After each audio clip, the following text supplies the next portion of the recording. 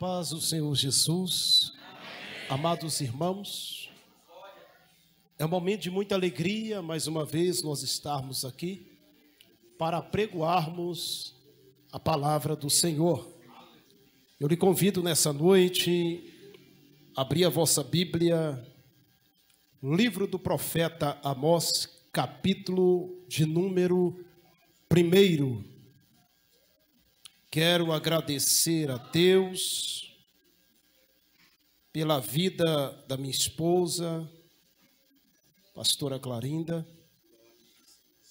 pela vida desse casal, que é um casal de amigos, a qual eu tenho um apreço muito grande, pastor Cairo Martins e pastora Eliana Castro. Que Deus continue abençoando vocês de uma forma poderosa. Amém. Amós capítulo de número 1, verso de número 1. Todos encontraram? Diga amém. Amém. Diz assim a palavra do Senhor. As palavras de Amós, que estava entre os pastores de Tecoa, o que ele viu a respeito de Israel, nos dias de Uzias, rei de Judá, e nos dias de Jeroboão, filho de Joás, rei de Israel, 2 anos antes do terremoto. E disse o Senhor: bramará de Sião, e de Jerusalém dará sua voz. Nas habitações dos pastores haverá pranto, e cercar-se-á o cume do Carmelo.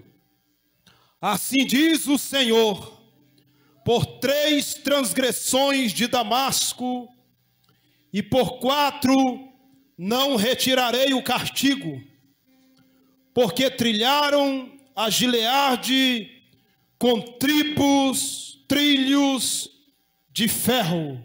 Podeis sentar.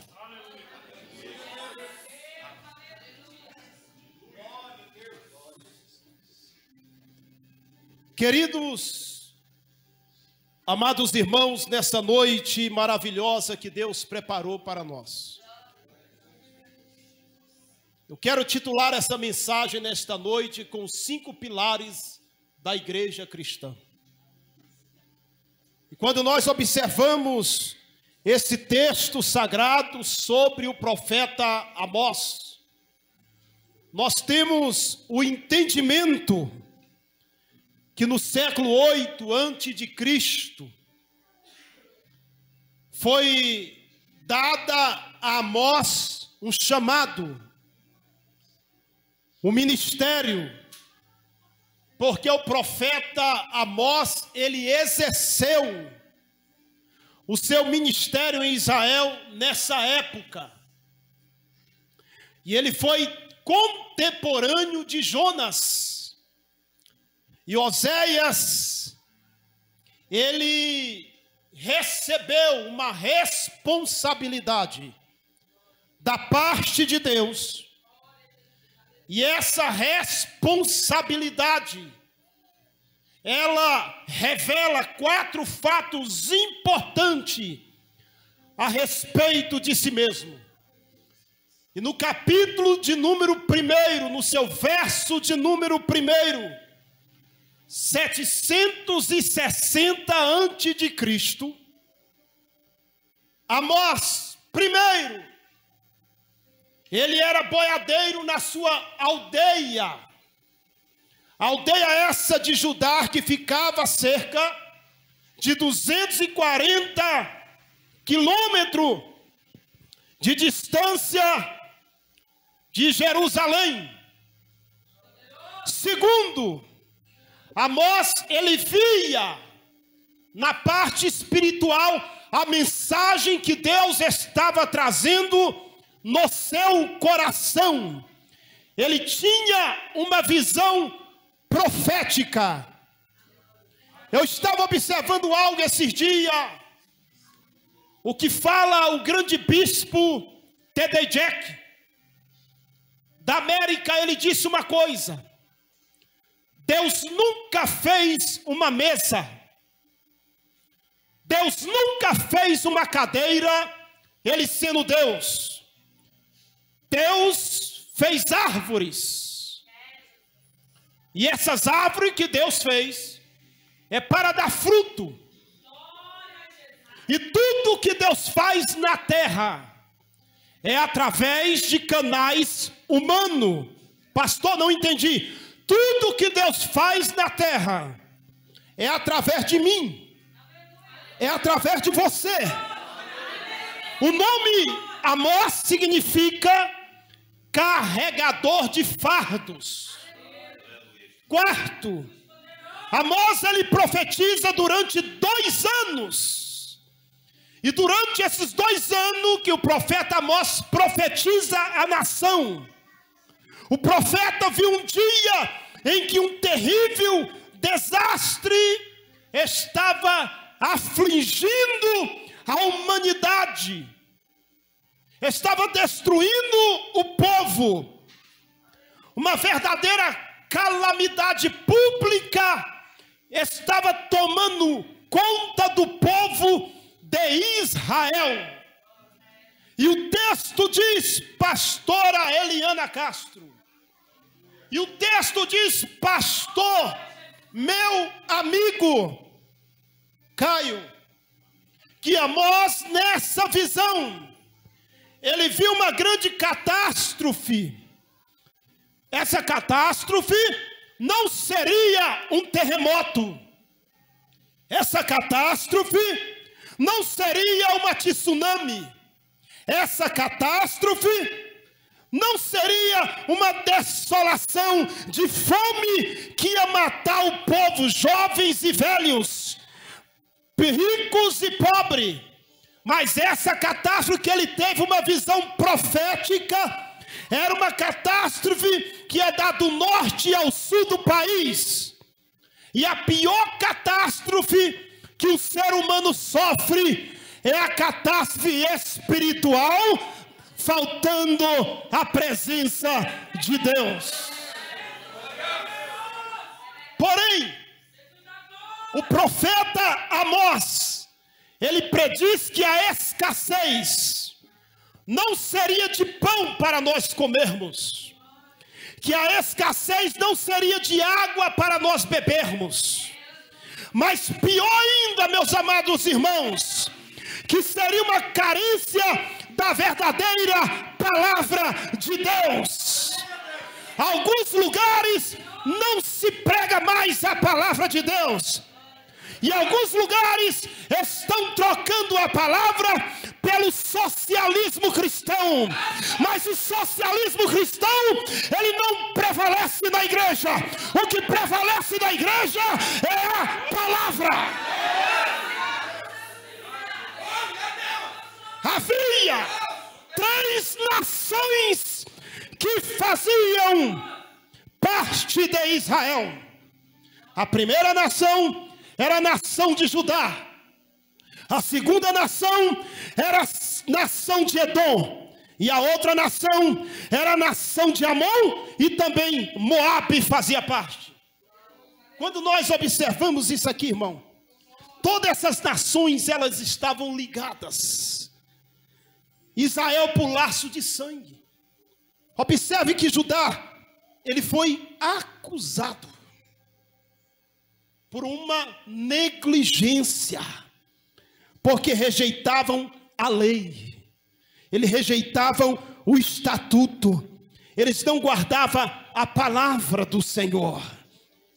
E a lista dos que iam deixar a palavra era muitas. Estamos vivendo os dias tenebrosos, estamos vivendo os tempos difíceis, que hoje, para se levantar um pregador, é fácil. Que hoje, para se levantar um líder, é fácil. Mas um líder não se faz de um dia para o outro, irmãos. O ministro do evangelho não se faz de um dia para o outro. Há um preço muito alto para se pagar. E a lista dos que iriam ouvir o discurso do profeta Amós, que era um discurso de julgamento dos pecados, estava cada vez mais aumentando em vez de diminuir. Há uma preocupação no dia de hoje, irmão. Mas a última palavra de Deus para Israel não era de julgamento. A última palavra de Deus para Israel era uma palavra de salvação em vez de punição. Deus ainda virá e julgará. E Israel terá a oportunidade de se voltar ao Senhor.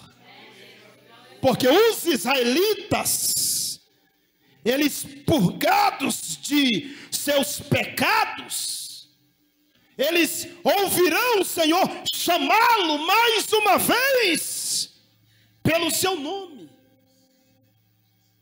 Deus vai chamar o seu povo para se voltar. Quando eu observo uma campanha dessa, 12 dias de clamor para 12 meses de vitória. É sinal que a igreja do Senhor na terra ainda tem um compromisso. Um compromisso com a palavra. Um compromisso com a oração. Porque o evangelho do socialismo, o que ele faz? Ele acusa. Mas o evangelho da salvação pela graça de Deus, ele liberta. João 8,32 diz: conhecereis a verdade, e a verdade vos libertará. O verso 36 diz: pois o Filho vos libertar, verdadeiramente sereis livres. Esse é o evangelho. É o evangelho que tem que ser anunciado. É o evangelho da salvação. É o evangelho da libertação. Não é o evangelho que estão pregando por aí, irmãos. O evangelho vem para cá, que vai ser tudo fácil. Não tem nada fácil. Jesus disse que no mundo tereis aflições, mas tem de bom ânimo. Se eu venci o mundo, vocês também vencerão. O que eu entendo aqui nesta noite, o que eu vejo aqui com os olhos espirituais, não com a ótica humana nessa noite, que a igreja de Cristo, a força da igreja, não é o socialismo cristão. É o que querem aplicar hoje para a igreja. Porque a força da igreja está na oração. A força da igreja está nos 5 pilares da igreja cristã. Pastor Silmar Matos, e quais são os 5 pilares da igreja cristã? O primeiro pilar da igreja cristã se chama adoração. Diga comigo, adoração. O segundo pilar da igreja cristã se chama comunhão. Diga comigo, comunhão. O terceiro pilar da igreja cristã se chama ensino bíblico. Diga comigo, ensino bíblico. O quarto pilar da igreja cristã se chama proclamação do evangelho. Diga comigo, proclamação do evangelho. E o quinto pilar se chama pureza, santificação. Quando nós falamos nessa noite de adoração, adoração é uma comunhão. Adoração é uma busca. Comunhão e oração são princípio de fé. Quando nós falamos de comunhão, é uma comunidade. Quando nós falamos de ensino bíblico, a sã doutrina deve ser mantida. Quando falamos de comunhão, não se constrói comunhão com reuniões sociais. Não se constrói, aleluia, uma comunhão numa mesa cheia de café, pão, fruta. Não, se constrói uma comunhão com testemunho de vida e andar na luz. Jesus é a luz. Essa é a verdadeira comunhão. Eu não sei pregar outra coisa a não ser o Evangelho de Cristo, a não ser a mensagem da cruz. Porque a mensagem da cruz, ela traz edificação. A mensagem da cruz, ela traz renúncia. A mensagem da cruz, ela traz regeneração. A mensagem da cruz traz transformação. A mensagem da cruz traz, aleluia, mudança.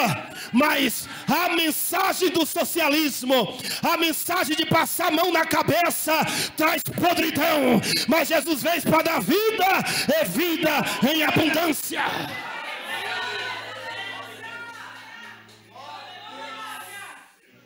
Porque a proclamação do Evangelho, segura aí, vai nos tornar conhecido. O mundo tem que olhar para mim. O mundo tem que olhar para você como uma verdadeira mulher de Deus. Não é pelas tuas vestes. O mundo tem que olhar para nós com o brilho do Espírito Santo. O que faz a diferença não é o melhor carro que você tem. Não é o seu maior dízimo na igreja. Não é a melhor casa da cidade. Não é a tua conta bancária. O que faz a diferença na igreja é a unção. Porque a unção quebra o jugo. E quando eu falo de proclamação do Evangelho, a proclamação ela torna Deus conhecido ao mundo. Quando eu falo de pureza, a igreja que não zela pelo pilar, aleluia, da pureza, muito cedo se verá invadida pelos costumes do mundo. E nós temos que zelar pela pureza. E nós temos que zelar porque Jesus vai vir buscar uma igreja lavada e remida pelo sangue do Cordeiro. A qualquer momento, irmão, o relógio Kairos, que é o tempo de Deus, vai soar. O anjo virá, vai tocar a 7ª trombeta. Jesus virá nas nuvens. Os mortos em Cristo ressuscitarão primeiro. E a igreja que ora, a igreja que consagra, a igreja que jejua, a igreja que guardou a pureza, vai subir no arrebatamento de Deus. Vai subir, você não entendeu? Vai subir no arrebatamento para reinar com Ele. Escute, aqui é passageiro. Tudo isso aqui vai passar. Mas Jesus diz: a minha palavra não há de passar. Querido, isso seria sem dúvida aqui, como Amós profetizou aquele povo, que a pior de todas as coisas, de todos os fatos, Jesus disse que a fome daquele povo não era de pão para comer, não era de alimentação. Quantas das vezes as pessoas dizem: eu estou passando por uma certa necessidade, pastor, estou passando por uma certa situações. Mas as pessoas não entendem que primeiro tem que buscar o reino e a vossa justiça. E as demais, está dizendo, as demais, mundo, terra, prazeres, serão acrescentadas.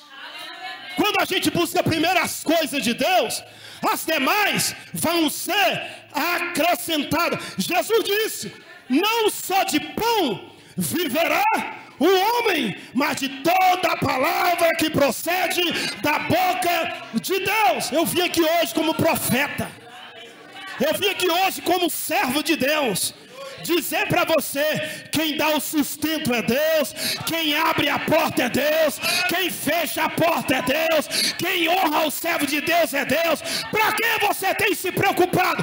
Bota nas mãos de Deus.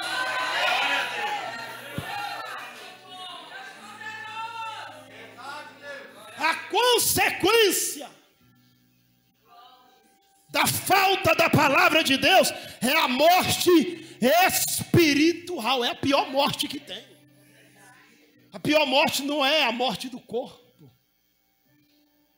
Não é a morte física. A pior morte é a morte espiritual. E nós, cristãos, nós temos que seguir, nunca sair dessa linha. Nunca sair do alinhamento bíblico. Pastor, quais são os 3 alinhamentos bíblicos que eu tenho que seguir? Você não pode sair desses alinhamentos bíblicos. O primeiro alinhamento que eu tenho que seguir diante de Deus é a minha comunhão com Ele. O segundo alinhamento que eu tenho que seguir diante de Deus é o batismo do arrependimento. O terceiro alimento e alinhamento que eu preciso seguir é a Santa Ceia do Senhor. Quantas pessoas já não ligam mais para a ceia? Quantas pessoas tomam ceia como se estivesse tomando um suco ou um refrigerante? Não quebre essa comunhão. Não quebre os alinhamentos bíblicos. Porque a consequência da falta da palavra de Deus é a morte espiritual. E o fato de muitos aqui estarem pregando um evangelho não é a garantia, irmão. Não. Não é a garantia que aquela mensagem que está sendo ministrada, está sendo levada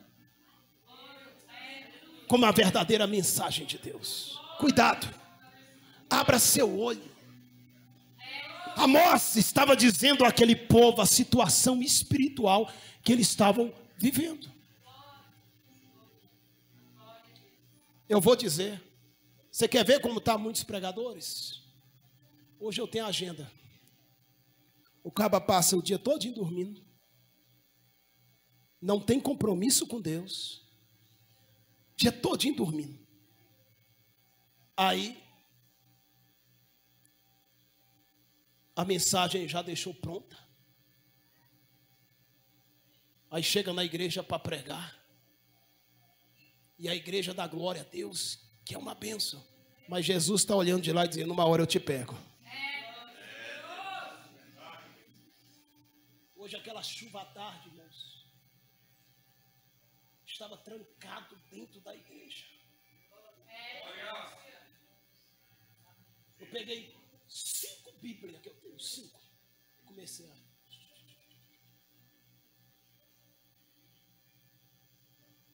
Porque o Espírito Santo falou no meu coração. Eu quero trazer uma mensagem ao coração da igreja hoje. Porque a palavra de Deus é como fogo, é como martelo que despedaça a rocha. Porque o avivamento, ele não é feito com barulho. O avivamento, ele se constrói através de oração e união. Paulo diz na carta de 2 Timóteo, capítulo 4, do verso de número 2 ao 4. Ele diz, pregue a palavra. Esteja preparado a tempo e fora de tempo.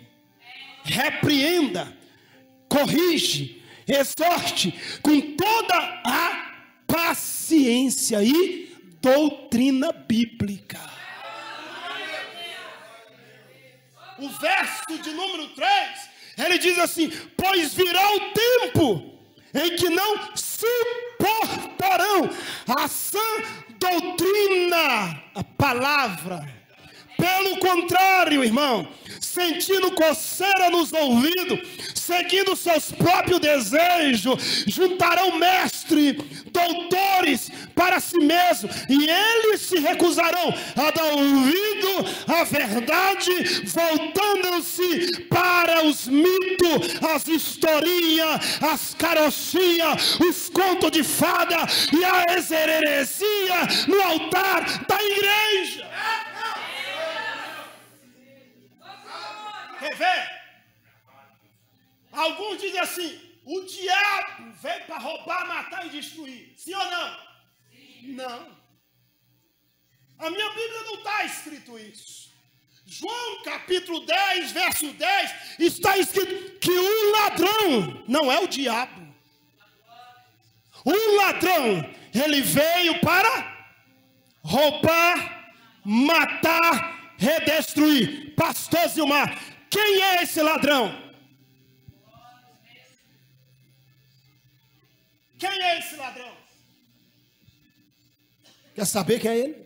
Nunca mais erre. É os falsos mestres. É os falsos profetas. Cuidado. Cuidado com quem você coloca dentro da tua casa. Cuidado para quem você dá a tua cabeça.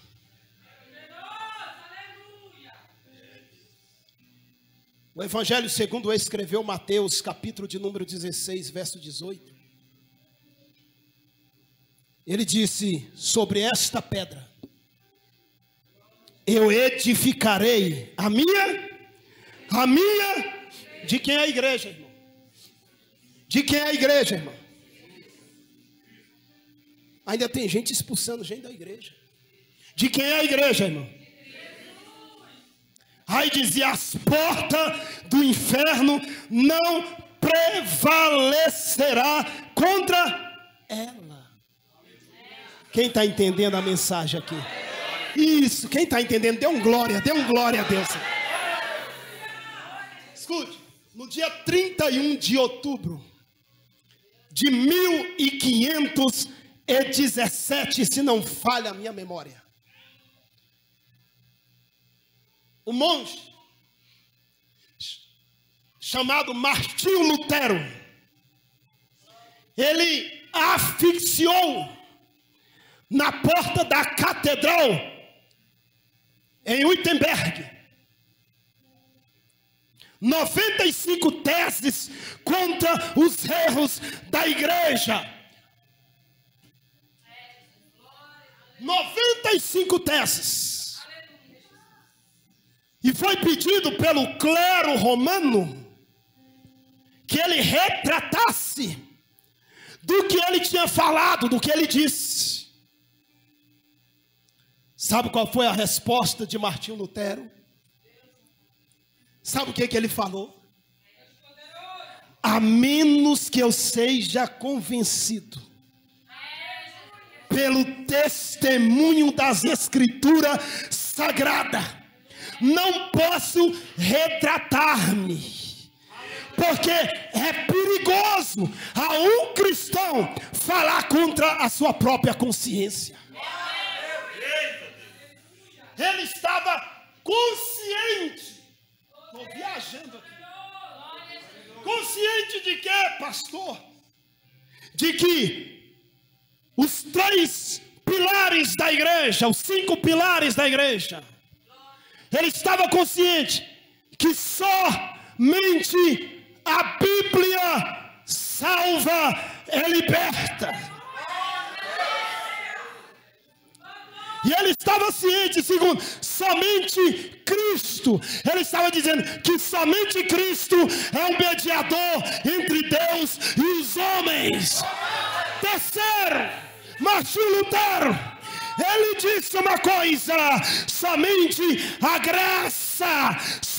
graça que nós vamos ser salvos é pela a graça, não pelas obras.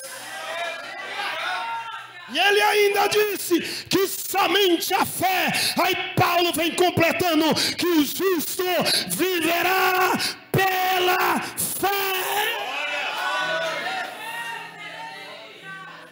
Aí ele vem falando que somente a glória tem que dar somente a Deus. Só Deus é digno de toda honra e toda adoração.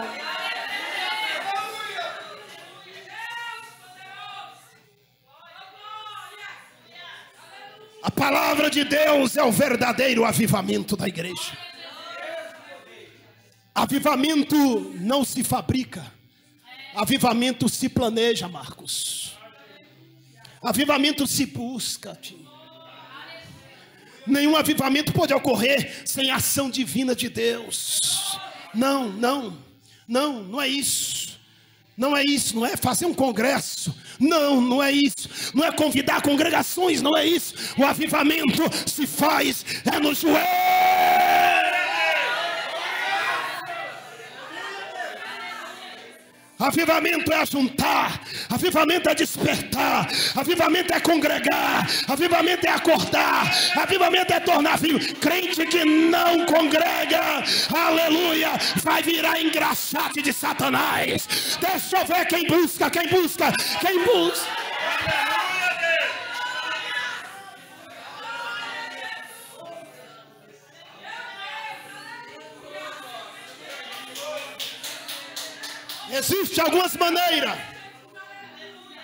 Existem algumas maneiras para o acontecimento do avivamento na igreja.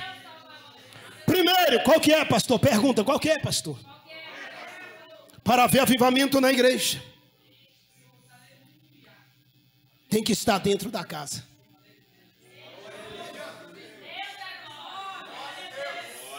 Pegou aí? Para haver avivamento, tem que estar dentro da Atos dos Apóstolos, vamos para a Bíblia, capítulo 2, verso 2. Estavam todos reunidos no mesmo lugar. De repente veio o quê?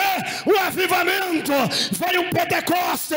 E todos falaram na mesma língua. Segundo, para haver avivamento, a minha alma suspira.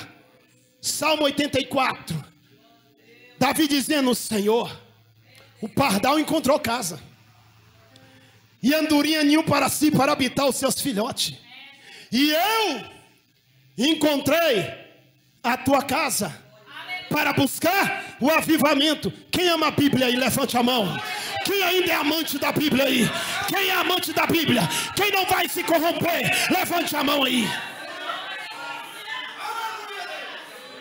O salmista, ele celebra a beleza da morada de Deus, porque quem vive na casa tem alegria, quem vive na casa tem prazer, quem vive na casa tem satisfação, quem vive na casa tem realização espiritual, quem vive na casa recebe a vitória, quem vive na casa, aleluia, cheio de poder de Deus, quem vive na casa fala línguas estranhas, quem vive na casa não fica passando fome, quem vive na casa não fica mendigando, quem vive na casa não pede açúcar emprestado, quem vive na casa não pede feijão emprestado, quem vive na casa é derramamento de bens. Deixa eu fechar. Nenhum exército vai para a guerra sem estar preparado. Ninguém, pastor Eliana, ninguém, pastor Cário Martins, ninguém, irmão Saulo. Ninguém pode ir para uma guerra sem saber como o inimigo trabalha. Ninguém. Não fique triste não fique triste não. É a pura realidade que eu vou dizer aqui. Satanás vai usar pessoas às vezes. Tristeza não, aqui não, pastor. Mas escute. De repente não seja aqui, mas em outro lugar. Cuidado, às vezes Satanás vai usar pessoas dentro da igreja, dentro da tua família, dentro da empresa que você trabalha, para tentar te passar rasteira, te derrubar. Sabe por quê?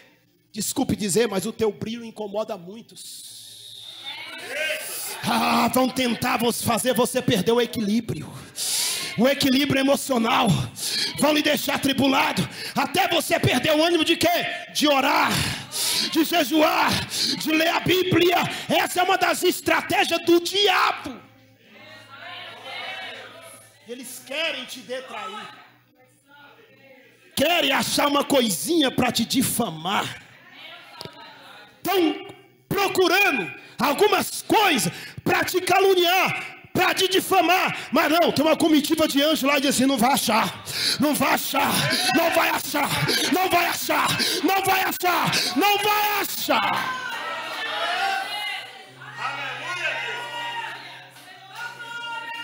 Irmão, olha aqui. Às vezes nós ficamos perdendo tempo nos justificando, não é não? É ou não é? Para com isso. Você é honesto, você é honesto. Deixa te caluniar, deixa te difamar. Te preocupa não. Sabe por que certos assuntos não chegam até você? É que Deus pega na hora assim: anjo, pega. Pega, porque tem gente que não vai suportar. Escute, diga para o teu irmão aí, prossiga. Diga para o teu irmão, prossiga. Diga para o teu irmão, prossiga. O inimigo tem pressa e tem pressa. O inimigo tem pressa de destruir. Aí, ó. Acabou. Cadê o marido? Morreu. E aí, cadê a esposa? Foi embora de casa. Todo mundo desempregado dentro de casa. E é crente, e é crente. Aí, recebeu hoje, não tem nem um centavo no bolso. Aí, ó o diabo. Olha o diabo tentando no teu consciente. O inimigo sempre vai tentar te frustrar. Vai levantar a pessoa contra você para te irritar. O teu equilíbrio emocional. Diga para o seu irmão: mas Deus essa noite está virando a página. Deus está virando a página. Deus está virando a página. Deus está virando a página. Deus está virando a página. Sabe o que é que Deus falou aqui agora? Deus vai prover segundo a tua necessidade.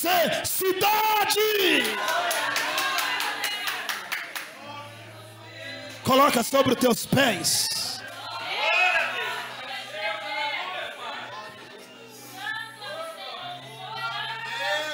O pregador quer 2 horas para pregar, senão não sai nada, né? Quem tem unção só basta 10 minutos.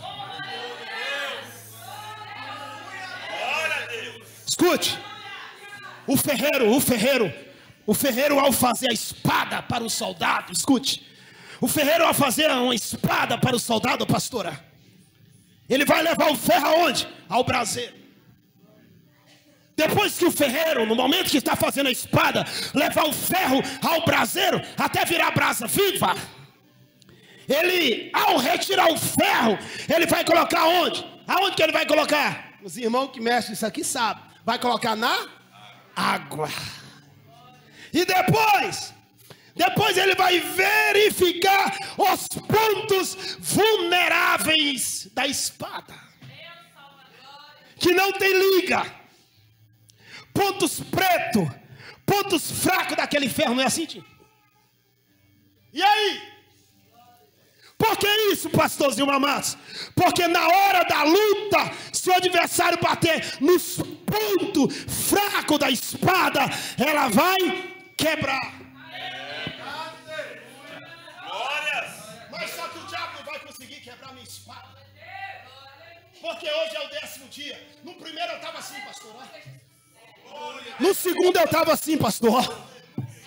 No terceiro eu estava assim. No quarto, no quinto, no sexto, no sétimo, no oitavo, no nono, no 11º e no 12º, eu vou pegar o microfone e vou contar o testemunho. Vai dizer: Satanás, sai da minha frente, porque tu perdeu mais uma. Cadê o louvor? Cadê o louvor? Pegue na mão do seu irmão aí, pegue na mão do seu irmão.